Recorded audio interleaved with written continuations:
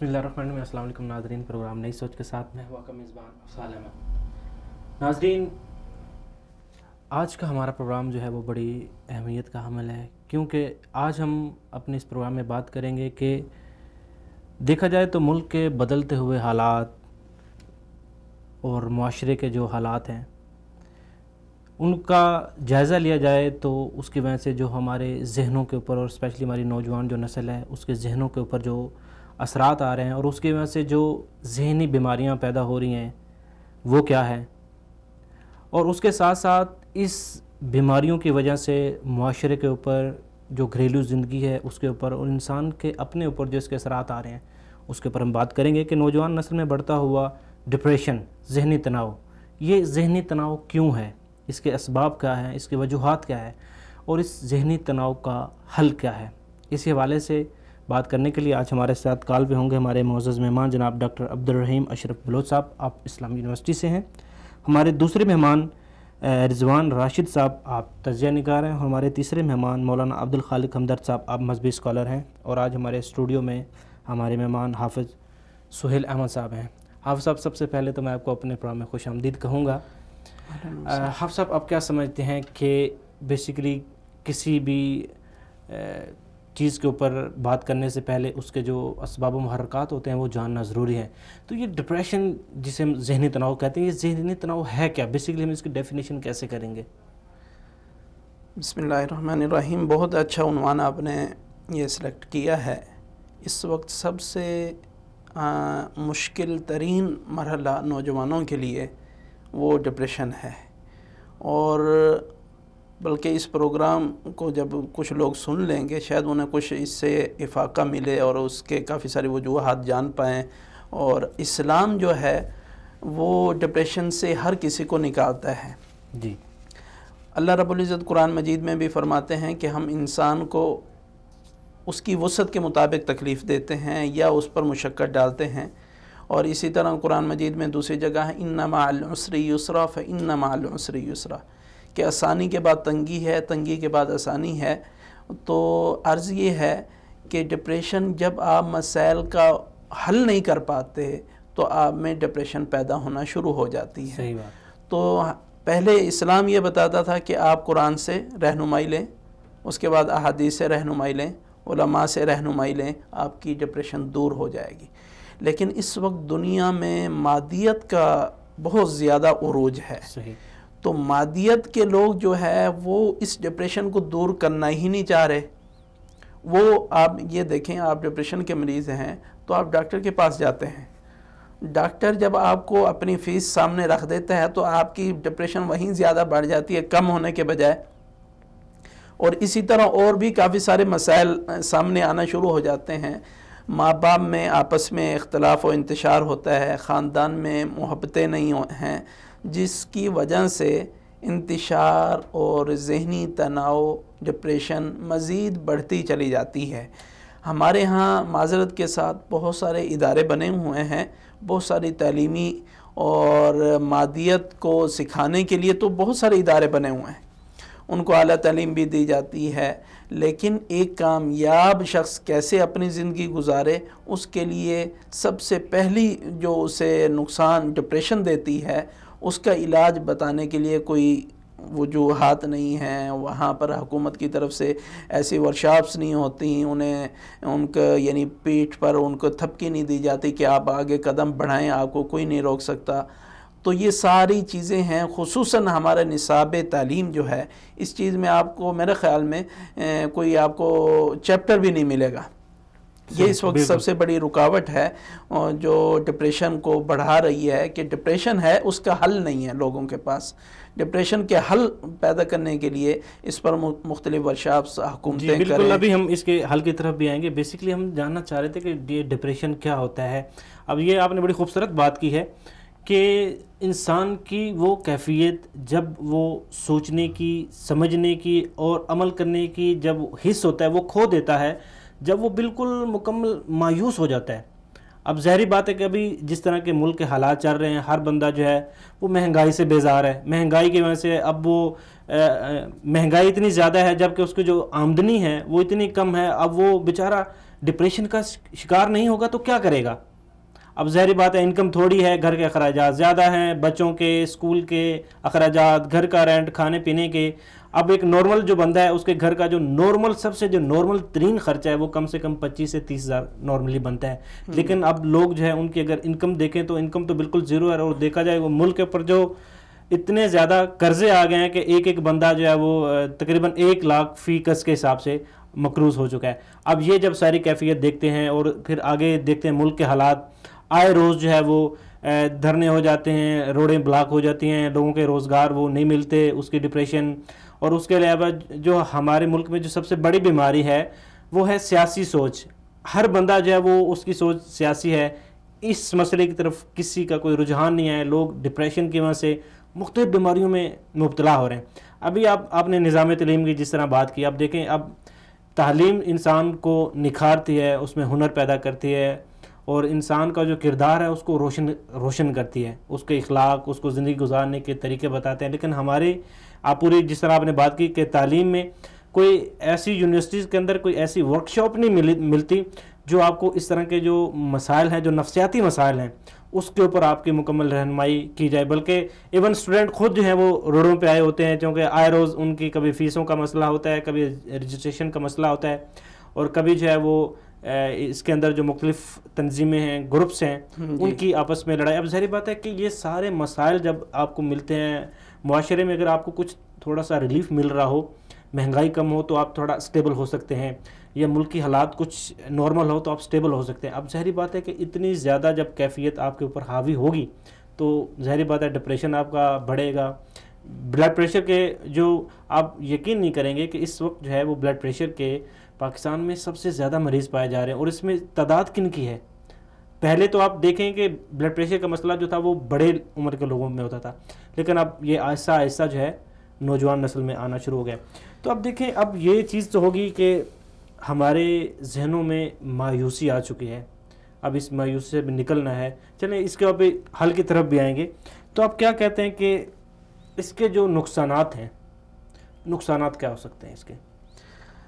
جی نقصانات اس کے بہت زیادہ ہیں، اور اس میں سب سے بڑا مسئلہ جو ہے، کوئی ہر شخص تقریباً اس وقت ڈپریشن کے کسی نہ کسی نقصان میں شریک ہے. صحیح. مجموعی طور پر اس کے کافی سارے نقصانات ہیں کہ آدمی میں چڑچڑاہٹ آ جاتی ہے، آدمی میں مایوسی اور نا امیدی آ جاتی ہے، اسی طرح نیند میں کمی اور بے سکونی. آپ نے یہ دیکھو کہ ہمارے ہاں بہت سارے لوگ، بڑی تعداد ہے، وہ سکون آور گولیاں رات کو سو کر استعمال کرتے ہیں اور سونے کے لیے استعمال کرتے ہیں. اور اسی طرح یہ بے سکونی کی جو فضا ہے، یہ پرتعیش جو لوگ ہیں ان میں زیادہ ہے. تو اس کی وجہ یہی ہے کہ انہیں ایک جو لوگو دینا چاہیے تھا وہ نہیں دیا گیا، جس کی وجہ سے وہ کافی ساری بیماریوں میں شریک ہو رہے ہیں. حتیٰ کہ اس کے 20 کے قریب اس کے جو ہیں نقصان بتائے جاتے ہیں ڈپریشن کے. 20 کے قریب. اور اس میں سب سے آخری جو سب سے خطرناک اس ڈپریشن کا نقصان ہے وہ خودکشی ہے. آخری اس کے علاوہ یعنی اس سے بڑا نقصان اور کیا ہو سکتا ہے کہ آدمی خودکشی کر لے. تو یہ اس کے نقصانات بہت زیادہ ہیں. اس کو بچانے کے لیے مختلف اس پر آرٹیکل بھی آنے چاہیے اور مختلف پروگرامز بھی ہونے چاہیے. اور اسی طرح جو ہے مختلف یونیورسٹیز میں جو آپ نے بات فرمائی ورکشاپس ہونی چاہیے. لیکن بات یہ ہے کہ آپ کے پاس قیادت نہیں ہے مسلمانوں میں. تو قیادت نہ ہونے کی وجہ سے جو مسلمان نوجوان اس میں ذہنی تناؤ کا شکار ہو رہے ہیں. تو اس کا حل کیا ہے؟ اس ذہنی تناؤ سے نکلنے کا وہ حکومتیں ترقی نہیں کر رہی. مختلف یہ بھی آپ نے بیان کی کہ ڈپریشن کے نقصانات ہماری جو زندگی کے اوپر آ رہے ہیں وہ کیا ہیں. یہ آپ نے بڑی خوبصورت بات کی کہ ابھی دیکھیں یہ جو نا امیدی کی ایک فضا ہے یہ بہت زیادہ ابھی اسپیشلی ہمارے معاشرے میں تو یہ بہت زیادہ آ چکے ہیں. اب لوگ جو ہے یہ آئے روز یہ جو ملک کے سیاسی حالات ہیں اور یہ جو دوسری چیزیں ان سے تنگ آ چکے ہیں. اب لوگوں کی ذہنیت یہاں تک پہنچ چکی ہے، وہ یہاں تک خیال کرتے ہیں کہ ایون اگر سیاسی بات کی جائے تو لوگ کہتے ہیں کہ ہم نے جی ووٹ ڈالنے نہیں. کیوں ووٹ نہیں ڈالنا؟ جی ابھی تک کوئی ایسی جماعت نہیں آئی جو ہماری امیدوں پہ پورا اتر سکے. ٹھیک ہے. اب یہ چیز. دوسری چیز یہ ہے کہ اگر کوئی کسی چیز کے لیے کوئی باہر دھرنا دیتا ہے یا کچھ اور کرتا ہے، لوگ اسی چیز پہ بھی نہیں آتے. کیوں؟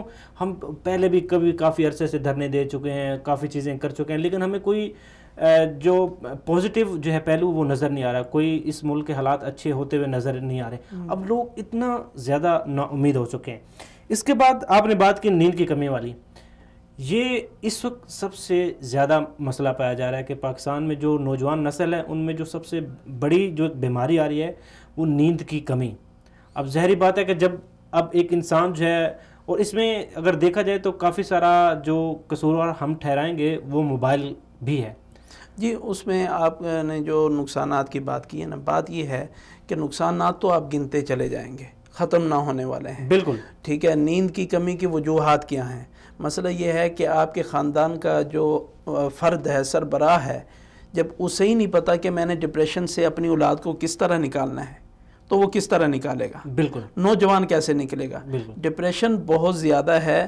اس کا حل جو ہے، سب سے پہلے ہم دیکھیں گے کہ اسلام کیا اس کا حل بتاتا ہے. اسلام کی اس میں اسلام حل کیا بتاتا ہے. اس کے بعد ہم نے دوسرے نمبر پر یہ دیکھیں گے کہ حکومتیں جو ہیں اس پر کیا ریلیف دے رہی ہیں اور کیا ذہن سازی کر رہی ہیں. اسلام تو یہ بتاتا ہے کہ لا تقنطوا من رحمت اللہ.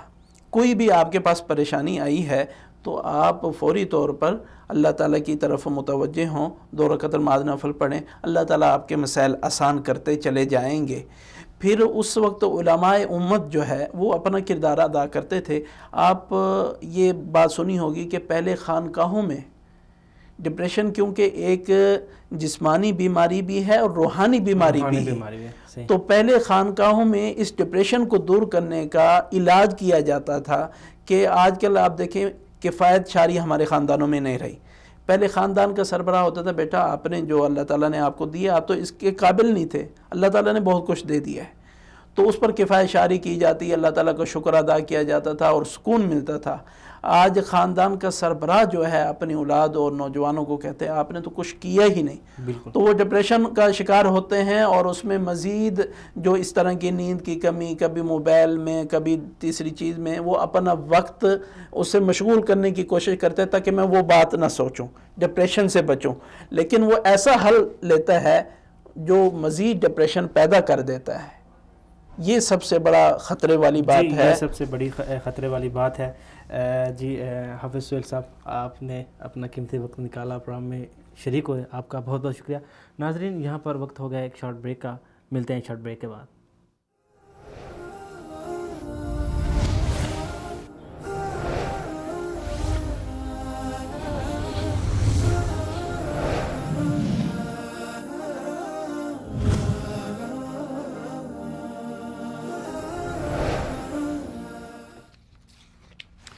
بسم اللہ الرحمن الرحیم. السلام علیکم ناظرین، آپ کو پروگرام میں ایک بار پھر سے خوش آمدید کہتے ہیں.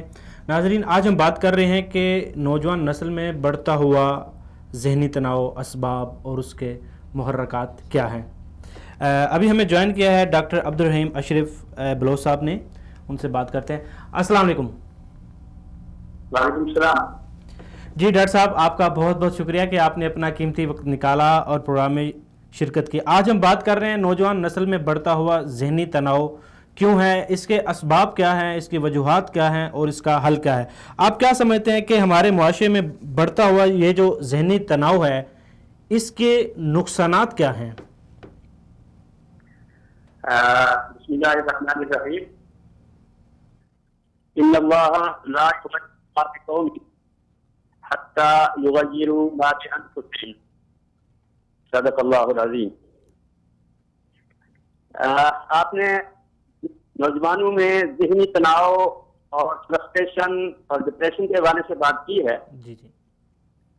یہ ذہنی تناؤ اور فرسٹریشن اور یہ جو انزائٹی ہے، اس کے نقصانات کے حوالے سے میں یہ عرض کروں گا کہ ہمارے نوجوان منشیات کا عادی ہو رہے ہیں، ہمارے نوجوان خودکشیاں کر رہے ہیں. ذہنی تناؤ کی وجہ سے ہمارے نوجوان دہشت گرد تنظیموں، داعش جیسے ٹیررسٹ آرگنائزیشن کا شکار ہو رہے ہیں اور ان کا اعلی کار بن رہے ہیں.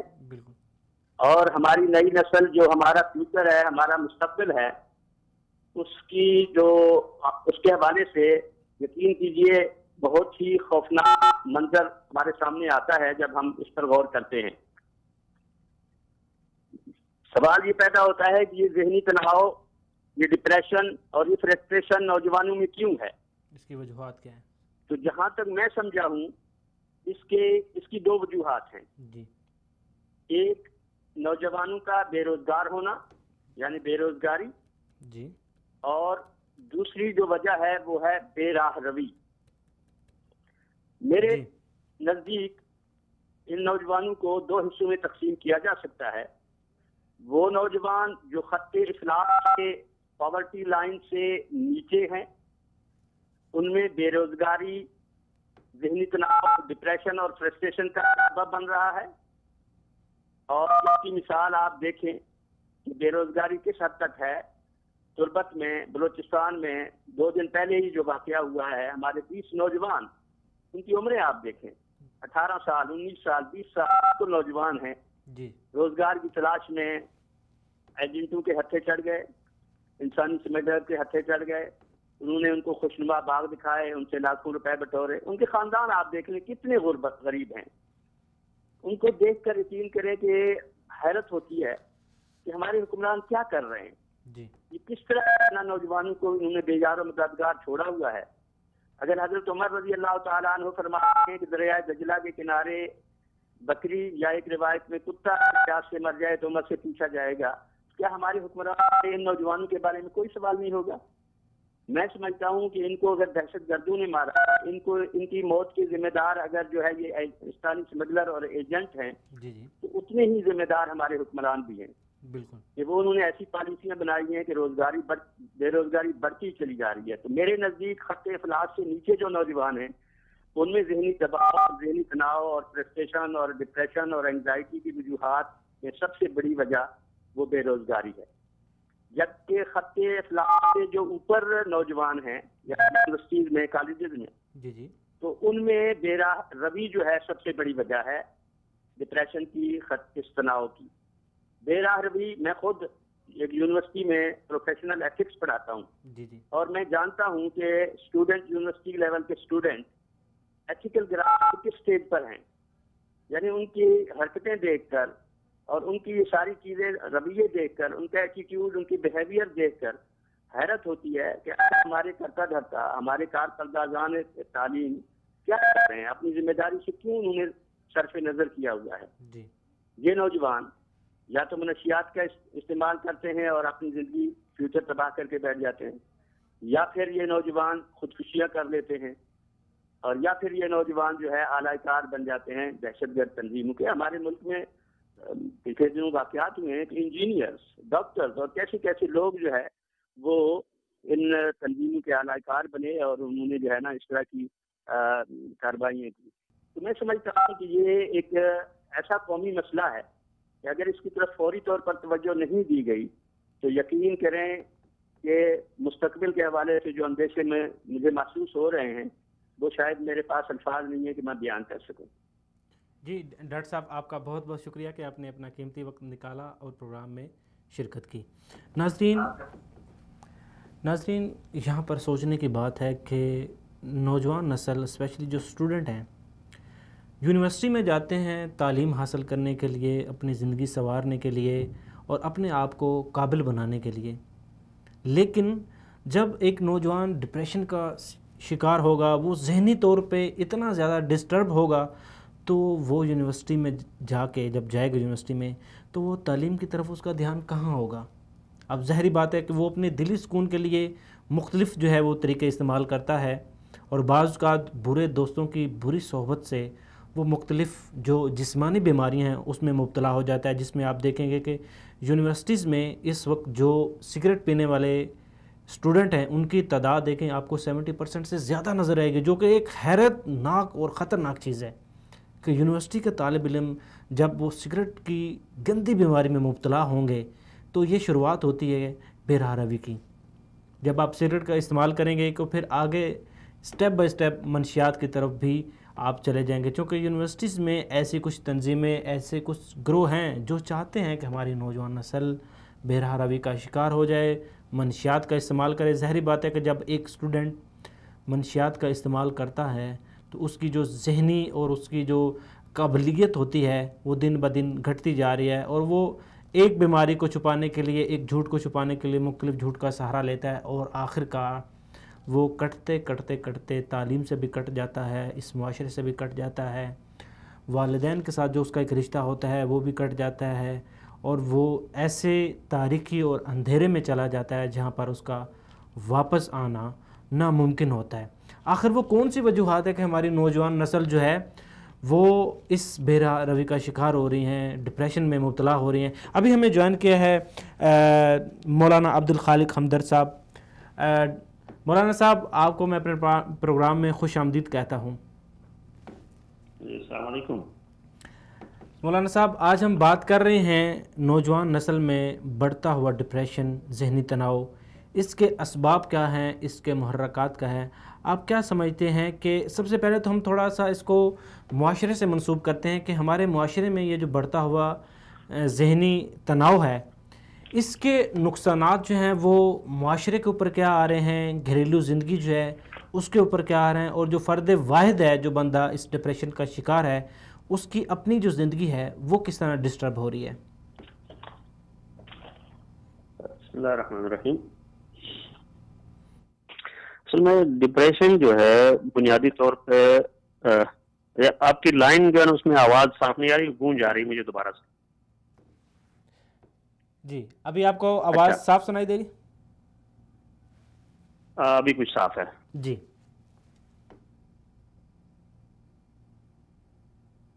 ایک کیفیت کا نام ہے جب آدمی کا مزاج اچھا نہیں ہوتا اور وہ ٹھیک سے جو ہے نا اپنے آپ کو محسوس نہیں کرتا، یا چڑچڑاپن پیدا ہو جاتا ہے، وہ کسی سے بات نہیں کرنا چاہتا، کسی کی بات سننا نہیں چاہتا، تو یہ ایک خاص اس کی کیفیت ہوتی ہے۔ اب سب سے پہلے اگر ہم فرد واحد کو لیں تو اس کیفیت میں جو آدمی مبتلا ہوتا ہے جی۔ وہ اور لا محالہ جو ہے وہ معاشرے سے کٹ جاتا ہے۔ وہ نہ کسی سے بات کرنا چاہتا ہے، نہ کسی کی بات سننا چاہتا ہے، نہ کسی کے پاس بیٹھتا ہے، نہ کسی کے پاس اٹھتا ہے۔ تو نتیجتاً جو ہے نا جب آدمی سارے راستے اپنے جو ہے نا لیے بند کر کے خود اپنی ذات کے اوپر جو ہے نا وہ اس کا کیا کہتے ہیں اس کو یعنی سارے سننے کے ملنے کے دروازے بند کر کے جب اکیلا ہوتا ہے تو وہ لامحالہ اس سے جو ہے نا اس کی اپنی ذہنی کیفیت اور اس کیفیت کے ساتھ پھر مثلاً ڈپریشن کی وجہ سے بہت سی دفعہ نیند اڑ جاتی ہے۔ جب نیند اڑ جاتی ہے تو اس سے جو ہے نا وہ اس کا معدہ جو ہے نا کام چھوڑ دیتا ہے، کیونکہ قدرتی طور پہ اللہ تعالیٰ نے نظام ایسا بنایا ہے کہ جب ہم رات کو سوتے ہیں تو ہمارا معدہ جو ہے وہ خوراک کو ہضم کرتا ہے ساری چیزوں کو کر کے، اس کی وجہ سے جو ہے نا پھر ہم اگلے دن جب اٹھتے ہیں تو دوبارہ سے جو ہے نا وہ معدہ اور جسم کا سارا نظام جو ہے نئے طریقے سے اور نئے جو ہے نا دن کے آغاز کے لیے تیار ہوتا ہے۔ جب نیند نہیں ہوتی طبی طور پہ تو اس سے پھر جو ہے معدہ جو ہے نا اپنا وہ گڑبڑ کرتا ہے، اس کا کام ختم ہو جاتا ہے۔ جب معدہ کام نہیں کرتا تو اس آدمی کو بھوک نہیں لگتی، جب بھوک نہیں لگتی تو لامحالہ جو ہے نا یہ کھانا نہیں کھائے گا، کھانا نہیں کھائے گا تو اس کے بعد اس کی صحت گرنا جو ہے نا وہ خود بخود جو ہے وہ شروع ہو جائے گی۔ تو یہ تو ایک فرد کے اوپر جو ہے نا اس کی جو ایک کیفیت کا جو اثر ہے۔ اب یہی فرد اس کو اگر آپ گھر کے اندر دیکھ لیں تو اب ایک ایسا آدمی اگر گھر کے اندر موجود ہے تو لامحالہ جو اس کے والدین ہیں، اس کے بہن بھائی ہیں، جب وہ کسی کے ساتھ نہیں ملے گا، کسی سے بات نہیں کرے گا تو اس گھر کا ماحول جو ہے وہ بذات خود جو ہے نا وہ ایک اس میں ایک کیا کہتے ہیں تناؤ پیدا ہو جائے گا گھر کے ماحول کے اندر۔ اب اس تناؤ سے جو ہے نا وہ پھر بہت زیادہ نقصان ہوتا ہے کہ ایک آدمی آ رہا ہے جا رہا ہے لیکن کسی سے بات چیت نہیں، بول چال نہیں۔ پھر اس کو اگر آپ اسی بچے کو اگر یہ مثلا نوجوان ہے کہیں کام کرتا ہے، کام کی جگہ جائے گا تو وہاں پر جو ہے نا اس دفتر کے ماحول کو یہ خراب کرے گا، کوئی بھی اس سے بولے گا یہ آگے سے چڑھے گا، ان کے ساتھ لڑائی بڑائی کرے گا، شور شرابہ کرے گا۔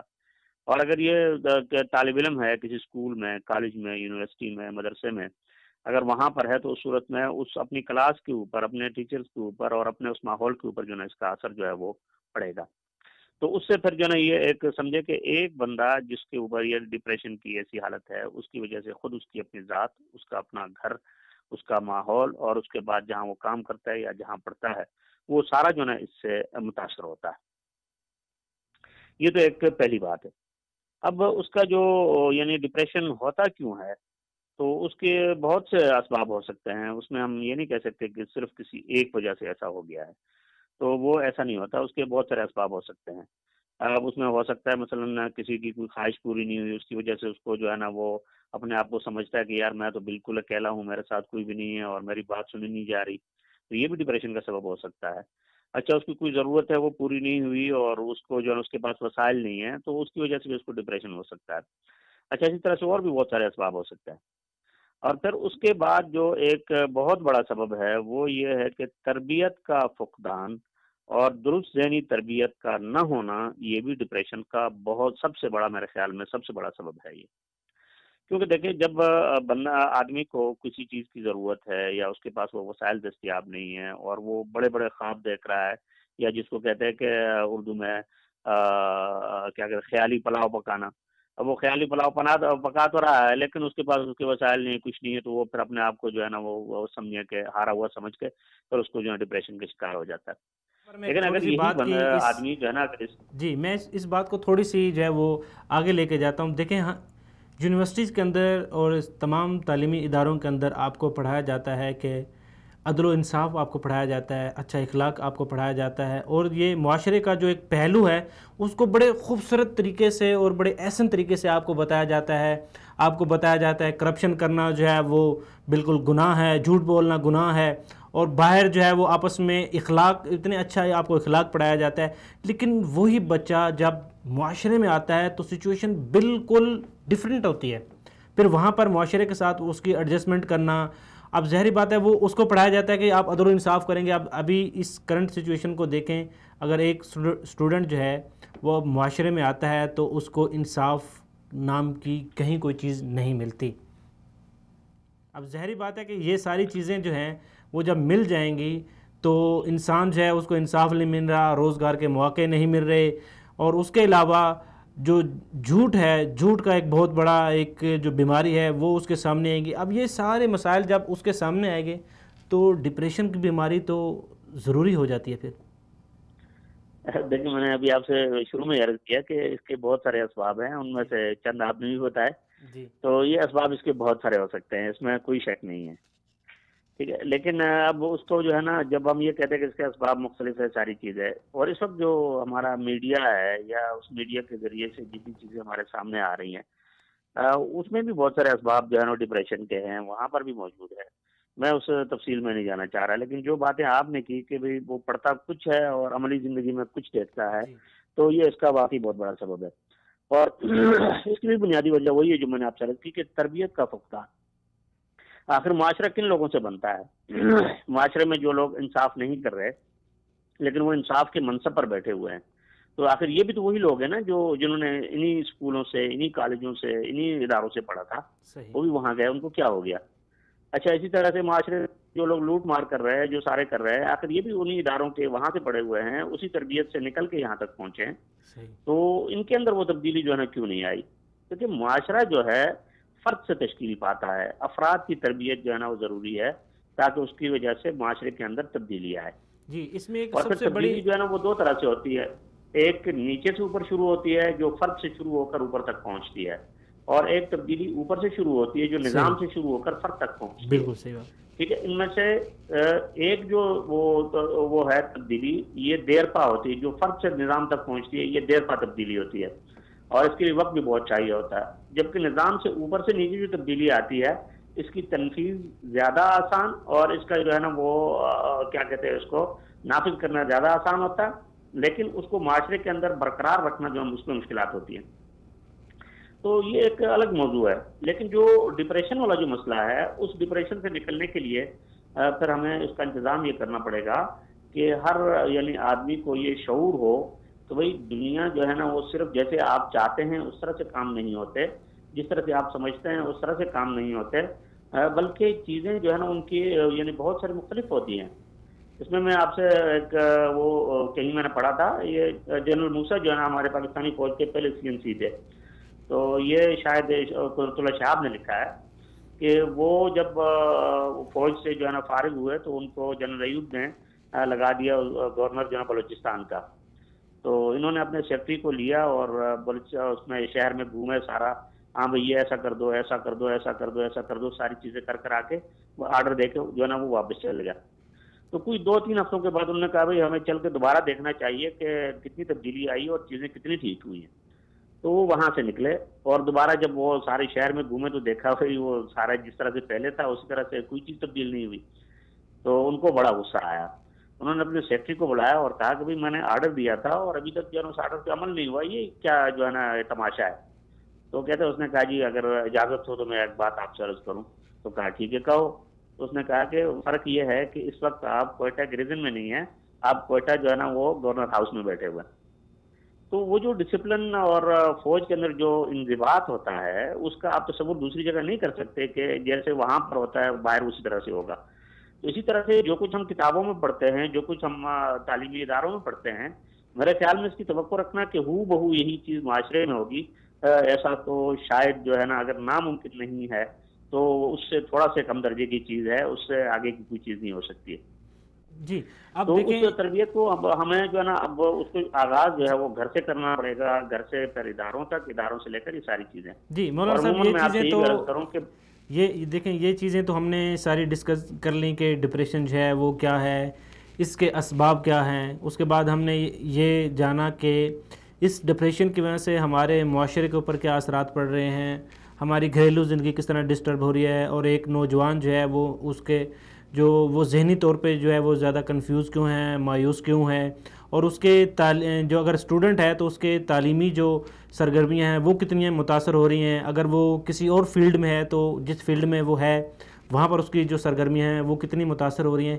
اب ہم چلتے ہیں کہ اس کا مجموعی طور پہ جو حل ہے، حل کیا ہے؟ اب ایک انسان جو ہے وہ ڈپریشن میں مبتلا ہے، اب ظاہری بات ہے یہ ایک ایسی بیماری ہے جو تقریباً ہر انسان ہی اس سے بچ نہیں پایا۔ تو اب اس کے حل کی طرف جاتے ہیں تو آپ کیا سمجھتے ہیں کہ اس بیماری کا جو حل ہے وہ ہم کن کن طریقوں سے اور کیسے کر سکتے ہیں؟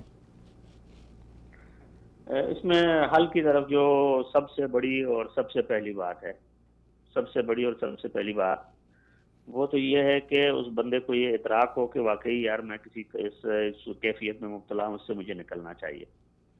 یہ پہلا قدم ہے۔ صحیح۔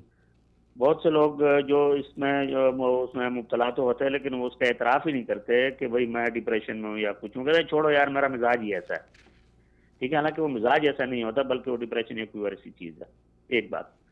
اور دوسری چونکہ ہم مسلمان ہیں اور مسلمانوں کے لیے اللہ تعالیٰ نے اپنی آخری کتاب میں یعنی ہر چیز کے لیے ایک ایسا نسخہ جو ہے نا وہ بھیجا ہے کہ وہ اکسیر ہے، اکسیر، اس کا کوئی دوسرا اثر نہیں ہو سکتا، وہ سیدھا اثر کرتا ہے۔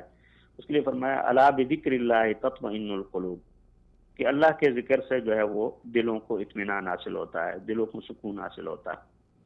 تو اللہ کا ذکر جو ہے یہ بنیادی چیز ہے کہ آدمی جو ہے وہ اب وہ اللہ تعالیٰ کا ذکر جو ہے نا وہ کسی بھی طریقے سے ہو سکتا ہے، وہ تلاوت سے ہو سکتا ہے، وہ تسبیحات سے ہو سکتا ہے، وہ نماز سے ہو سکتا ہے، اور وہ جو ہے نا وہ احادیث کو پڑھنے سے ہو سکتا ہے۔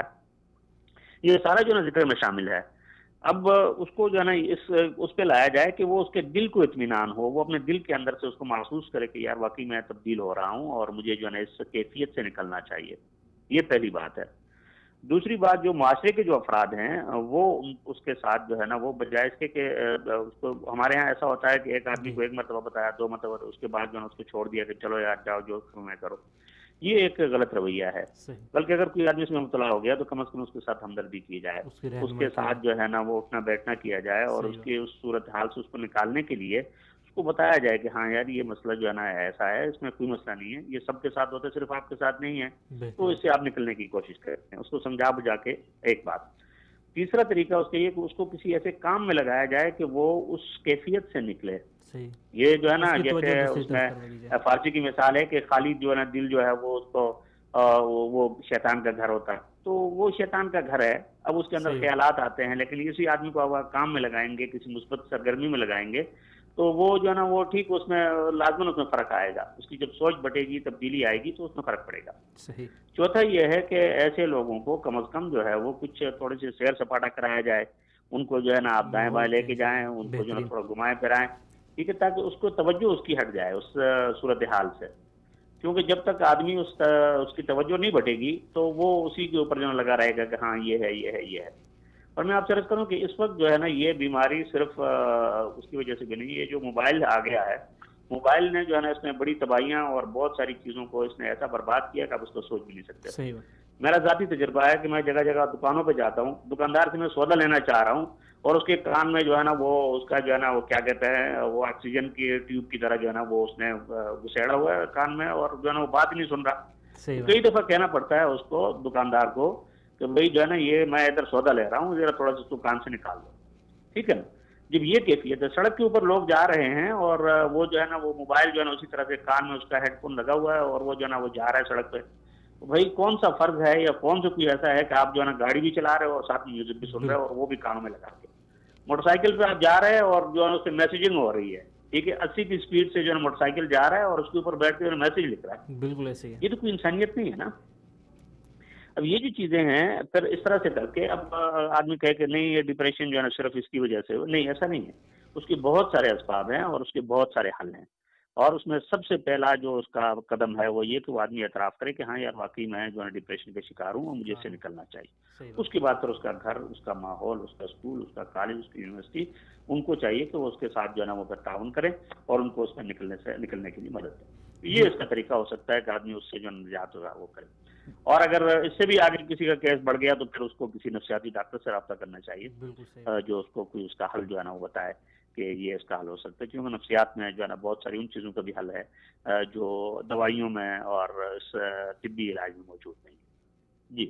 جی مولانا عبدالخالق ہمدرد صاحب, آپ کا بہت شکریہ کہ آپ نے اپنی قیمتی وقت نکالا اور پروگرام میں شرکت کی. اسی طرح میں اپنے دیگر جو مہمان ہیں ڈاکٹر عبدالرحیم اشرف بلوچ صاحب, آپ کا بھی بہت مشکور ہوں, اور اسٹوڈیو مہمان حافظ سہیل احمد صاحب تھے, ان کا بھی بہت مشکور ہوں. اسی طرح ہم نے بات کی تھی کہ رضوان راشد صاحب کو کال پہ لیں گے لیکن وہ کسی مصروفیات کی وجہ سے ان سے رابطہ نہیں ہو سکا. ناظرین, ڈپریشن کیا ہے, اس کی وجوہات کیا ہیں, اس کا حل کیا ہے, اس کے اوپر ہم نے بات کی ہے کہ یہ ڈپریشن ایک ایسی بیماری ہے جب کسی معاشرے میں یہ آ جاتی ہے تو اس معاشرے کو تباہی سے کوئی روک نہیں سکتا. کیونکہ جب ڈپریشن ہوتا ہے تو انسان مایوس ہو جاتا ہے, جب انسان مایوس ہو جاتا ہے تو اس میں جینے کی, کچھ کرنے کی جو صلاحیت ہوتی ہے وہ ختم ہو جاتی ہے. وہ کوئی نئی تخلیقی سوچ پیدا نہیں کر سکتا, وہ کوئی بھی کام جو ہے اس کو پایا تکمیل تک نہیں پہنچا سکتا, اور وہ اس قدر معاشرے سے, زندگی سے اور اپنے آپ سے اس قدر وہ مفرور ہو جاتا ہے کہ وہ چاہتا ہے کہ اس سے چھٹکارا حاصل کروں, اور اس کی جو ایک دردناک اور ایک جو مشکل جو ایک حقیقت ہے وہ زیادہ تر آپ نے دیکھا ہوگا خودکشی کی صورت میں آتی ہے. لوگ خودکشی کیوں کرتے ہیں؟ وہ اپنی زندگی سے, اپنے معاشرے سے, اپنے آپ سے وہ ان کو نفرت ہو جاتی ہے, وہ جینا نہیں چاہتے اور اپنے آپ کو ختم کر دیتے ہیں. لیکن ڈپریشن کا یہ حل نہیں ہے, بلکہ اس سے ظاہر یہ ہوتا ہے کہ انسان جو ہے وہ ان چیزوں سے بھاگ رہا ہے. اور یہاں ان سب پہ ذمہ داری کس کی آتی ہے؟ اس میں سب سے بڑی جو ذمہ داری ہے وہ انسان کی خود اپنی ذمہ داری ہے, اس کے بعد اس کے والدین, اس کے بعد معاشرہ, اس کے بعد اس میں اساتذہ کرام بھی آتے ہیں, حکومت بھی آتے ہیں. اس میں کوئی بندہ ایسا نہیں ہے جو یہ بات کہہ سکے کہ وہ اس ذمہ داری سے دور ہے. یہ سب کی ذمہ داری بنتی ہے کہ ایک انسان پریشان ہے اور پریشانی کی حالت یہاں تک پہنچ چکی ہے کہ وہ خود سوچ نہیں سکتا, خود کچھ کر نہیں سکتا, تو وہاں پر اس کی جو ذمہ داری آتی ہے سب سے پہلے والدین کی, کہ والدین اگر بچہ ہے, بچے میں یہ بیماری ہے تو ان کو چاہیے ان کے ساتھ توجہ کے ساتھ اپنی جو ساری توجہ ہے وہ بچے کے اوپر ڈالیں اور اس کو اس بیماری سے نکلنے کی کوشش کریں. اب ظاہری بات ہے کہ بعض اوقات ماحول کی وجہ سے انسان جو ہے وہ گھٹن کا شکار ہو جاتا ہے, ماحول کو چینج کیا جائے.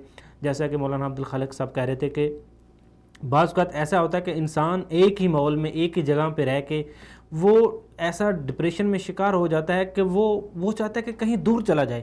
یہ کیفیت کیوں آتی ہے کہ جب انسان کو ایک پنجرے میں بند کر دیا جائے, اس کو کوئی اور راستہ نہیں آتا, تو وہاں پر آپ اس انسان کو باہر لے کے جائیں, اس کی سیر کروائیں, اور اس کے علاوہ اور بھی کافی ساری انٹرٹینمنٹ ہیں وہ کریں. لیکن سب سے پہلی جو اہم بات ہے کہ انسان مایوس جب ہوتا ہے تو اس کو صرف ایک بات ذہن میں رکھنی چاہیے کہ انسان کے اوپر جتنی بھی مشکلات آتی ہیں, انسان کے اوپر جتنی بھی آزمائش آتی ہیں, وہ اللہ رب العزت کی طرف سے ہوتی ہیں.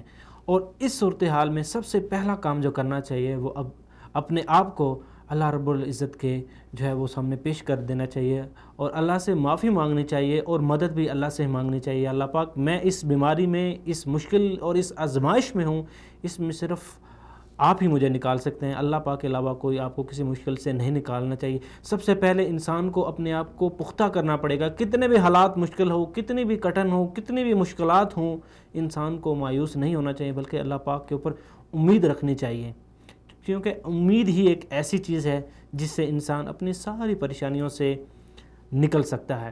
اور اس کے علاوہ ایک کچھ فزیکلی طریقے ایسے ہیں جن کو ہم کرنے سے اپنی جو ہے وہ زندگی میں تھوڑی سی تبدیلی لانے سے کافی ساری مشکلات کا حل نکل سکتا ہے. ظاہری بات ہے جب آپ اللہ کے ساتھ رجوع کریں گے، جب آپ صبح فجر کی نماز پڑھیں گے تو فجر کا ایک ٹائم ایسا ٹائم ہوتا ہے جو انسان کو جو ذہنی طور پہ، اگر آپ اس کو سائنسی طور پہ دیکھیں، میڈیکل کی فیلڈ میں بھی دیکھیں تو اس میں بہت بڑا راز چھپا ہے کہ آپ اگر صبح کی سیر کرتے ہیں، آپ صبح کے ٹائم باہر نکلتے ہیں تو جو صبح کی جو فضا ہوتی ہے وہ آپ کے ذہن کو تر و تازہ کر دیتی ہے.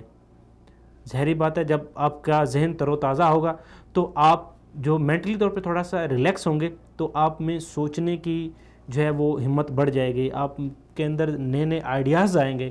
آپ ان آئیڈیاز کو اپنی جب زندگی میں جو ہے ڈیولپ کریں گے تو ظاہری بات ہے کہ آپ کی مشکلات کم ہونا شروع ہو جائیں گی. اور بعض چیزیں ایسی ہوتی ہیں کہ جب آپ بہت زیادہ، آپ مثال کے طور پہ اگر نوجوان جو ہیں وہ پڑھ رہے ہیں، پڑھائی کر رہے ہیں، اب پڑھتے پڑھتے وہ بالکل ایک وقت ایسا آ جاتا ہے کہ جب آپ کا موڈ نہیں ہوتا پڑھنے کا اور آپ کو جبراً کہا جاتا ہے کہ آپ پڑھیں، یہ طریقہ کار غلط ہے. اب ظاہری بات ہے کہ ایک کام آپ مسلسل کر رہے ہیں، جب آپ کی اس کیپیسٹی سے وہ کام اوپر ہو جاتا ہے تو آپ اس سے متنفر ہو جاتے ہیں. تو وہاں پر کیا چاہیے آپ کو انٹرٹینمنٹ، وہاں پر اب تھوڑی دیر کے لیے آپ باہر نکل جائیں یا اپنے آپ کو کسی اور کام میں تھوڑا سا مشغول کریں تاکہ آپ کا ذہن ایک جگہ سے دوسری جگہ جب کنورٹ ہوگا تو آپ تھوڑا سا ریلیکس فیل کریں گے. پھر دوبارہ آ کے آپ جو ہے فریش مائنڈ سے جو ہے وہ زیادہ بہتر طریقے سے اپنی اسٹڈی جو ہے اس کو قائم کر سکتے ہیں. اور اسی ایک اور طریقہ کار ہے کہ انسان جو ہے وہ اپنی من پسند، بعض لوگ جو ہیں ان کو کھانے کا بہت شوق ہوتا ہے، تو اگر آپ کی کیفیت یہ ہو رہی ہے کہ آپ ڈپریشن، آپ سمجھ رہے ہیں کہ میرا ذہنی تناؤ بڑھ رہا ہے، تو آپ کچھ کھا پی لیں تاکہ جب ظاہری بات ہے کہ جب آپ کا معدہ خالی ہوتا ہے تو آپ کا بلڈ پریشر بعض لوگوں کا لو ہو جاتا ہے، بعض کا ہائی ہو جاتا ہے، تو اس میں جو بلڈ پریشر کو کنٹرول کرنے کے لیے کچھ میڈیسن ہوتی ہیں. اس طرح کی جو چیزیں ہیں ان کا خیال رکھنا یہ ہمارے ہاتھ میں ہے. یہ حکومت کے ہاتھ میں نہیں ہے، یہ معاشرے کے ہاتھ میں نہیں ہے، یہ کسی کے ہاتھ میں نہیں، یہ ہمارے ہاتھ میں ہے. ان چیزوں کو اگر ہم تھوڑا سا پریکٹیکلی ان کے اوپر دھیان دیں گے تو ہم اس بیماری سے خود بھی نکل آئیں گے. اب اس سے آگے سٹیپ آتے ہیں معاشرے کے اوپر. اب ظاہری بات ہے معاشرے میں کوئی بھی معاشرہ ہو، دنیا میں کہیں بھی چلے جائے، وہاں پر آپ کو اچھے لوگ بھی ملیں گے، برے لوگ بھی ملیں گے، ہر قسم کے لوگ ملیں گے. اب اللہ پاک نے ہر انسان کو ذہن دیا ہوا ہے اور اس میں اس چیز کا وہ انسان خود فیصلہ کرنا چاہے کہ یہ چیزیں اس کی زندگی میں اچھی ہیں، یہ بری ہیں، اس کی وجہ سے نقصانات آ سکتے ہیں، اس کی وجہ سے آپ جو ہے مختلف بیماریوں میں مبتلا ہو سکتے ہیں. تو انسان اپنا جو فیوچر ہے وہ خود بھی بناتا ہے، اچھے دوستوں کی صحبت میں، اچھے ماحول کی صحبت میں. اور آپ نے دیکھا ہوگا کہ ایسے لوگ جو وہاں ایسے معاشرے میں رہتے ہیں جہاں پر بہت زیادہ برائیاں ہیں لیکن پھر بھی وہ بہت زیادہ کامیاب ہوئے، اور یہ ایسی مثالیں ہمارے ہر جگہ آپ کو ملیں گی. اور اس کے بعد جب دیکھا جائے تو حکومت، ظاہری بات ہے حکومت جو ہوتی ہے، ہر حکومت اس کے کچھ اپنے مفاد ہوتے ہیں اور یہ حکومتی اتار چڑھاؤ جو ہیں یہ آتے رہتے ہیں انسان کی زندگی میں. لیکن یہ ایسی چیزیں ہیں جو انسان کی زندگی کا حصہ ہیں، نہ تو انسان ان سے دور بھاگ سکتا ہے اور نہ ہی انسان اس سے متنفر ہو سکتا ہے، بلکہ اس کا ہر مسئلے کا کوئی حل ہوتا ہے. اب ظاہری بات ہے ہر انسان کے پاس یہ موقع آتا ہے کہ جب وہ اپنا فیوچر چنتا ہے. اور اسی طرح دیکھا جائے تو بے روزگاری، یہ بات جو ہے اس سے ہم انکار نہیں کر سکتے کہ ہمارے معاشرے میں غربت بہت زیادہ ہے، نئی نوکریاں نہیں ہیں، بے روزگاری بہت ہے. لیکن یہاں پر انسان جو ہے وہ دو تین چیزوں کا تعین کر لے کہ اپنے آپ کو کھڑا کرنے کے لیے، اپنے آپ کو مضبوط کرنے کے لیے روزگار کے مواقع جو ہیں وہ خود جو ہے وہ اپنے نئے نئے آئیڈیاز کے اوپر کام کیا جا سکتا ہے. مثال کے طور پر اگر آپ بہت اچھے انجینئر ہیں، آپ کے پاس جو ہے وہ فیسلٹیز نہیں ہے کام کرنے کے، آن لائن بھی آپ کام کر سکتے ہیں. یہ ایک چھوٹی سی مثال، اس طرح بہت ساری ایسی مثالیں جو ہیں وہ آپ کے ذہن میں آتی رہتی تھیں. ناظرین، آپ کو ہمارا یہ پروگرام کیسے لگا؟ اپنی قیمتی فیڈ بیک جو ہے وہ ہم تک ضرور پہنچائیں. ملیں گے اگلے پروگرام میں، تب تک کے لیے السلام علیکم.